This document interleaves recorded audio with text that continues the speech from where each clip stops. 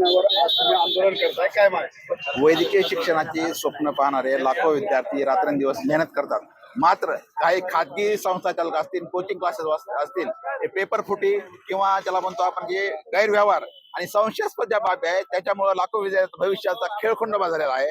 त्यामुळे आमची अशी मागणी आहे की संबंधित प्रकरणामध्ये जी NTA संस्था जी आहे ती बरखास्त करण्यात यावी, कारण ती तिची विश्वासार्हता गमावलेली आहे. दुसरी गोष्ट, या प्रकरणाची सर्वोच्च न्यायालयाच्या निवृत्त न्यायाधीशामार्फत चौकशी करण्यात यावी.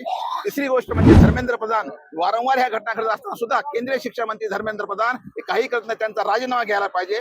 चौथी गोष्ट म्हणजे या नैराश्यामुळे बऱ्याच विद्यार्थ्यांनी आत्महत्या केलेल्या आहेत, त्यांच्या कुटुंबियांना आर्थिक मदत द्यायला पाहिजे. त्याचबरोबर त्या घोटाळ्यामध्ये किंवा सूत्रधार जे आहेत त्यांच्या संपत्ती जप्त करायला पाहिजे, त्यांच्या संसार बुलडोझर चालवला पाहिजे. या मागणीसाठी आम्ही सर्व राजकीय, सामाजिक विविध क्षेत्रातील बीडकर जिल्हाधिकारी कार्यालयासमोर निदर्शने करत आहोत.